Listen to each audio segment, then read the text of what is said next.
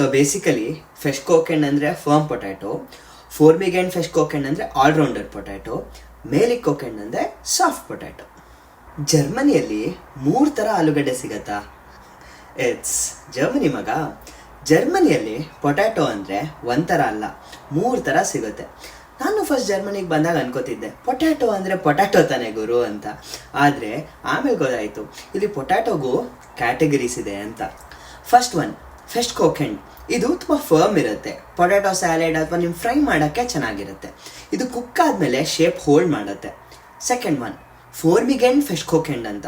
ಇದು ಒಂಥರ allrounder potato. ನಿಮ್ಮ ಕರಿಗೆ, ರೋಸ್ಟ್ಗೆ, ಫ್ರೈಗೆ, ಆಲ್ಮೋಸ್ಟ್ ಎಲ್ಲ ಡಿಶ್ಗೂ ಯೂಸ್ ಮಾಡ್ಬೋದು. ಥರ್ಡ್ ಒನ್ ಮೇಲಿಕ್ ಕೋಕೆಂಡ್ ಅಂತ. ಇದು ಒಂಥರ ಸಾಫ್ಟ್ ಇರುತ್ತೆ ಮತ್ತು ಫ್ಲಫಿ ಆಗುತ್ತೆ. ಮ್ಯಾಶ್ಡ್ ಪೊಟ್ಯಾಟೊ ರೆಸಿಪೀಸ್ಗೆ, ಸೂಪ್ಗೆ ಚೆನ್ನಾಗಿರುತ್ತೆ. ಹಾಗಾಗಿ ಜರ್ಮನಿಯಲ್ಲಿ ಪೊಟ್ಯಾಟೊ ಪರ್ಚೇಸ್ ಮಾಡಬೇಕಾದ್ರೆ ಬ್ಯಾಗ್ ಮೇಲೆ ವರ್ಡ್ಸ್ ನೋಡ್ಕೊಂಡು ಮಾಡಿ. ಯಾಕಂದರೆ ರಾಂಗ್ ಪೊಟ್ಯಾಟೊ ತೊಗೊಂಡ್ರೆ ನಿಮ್ಮ ಕರಿ ಕೂಡ ಸರ್ಪ್ರೈಸ್ ಕೊಡ್ಬೋದು. I've also mentioned few common potatoes which you usually find in German stores in the caption.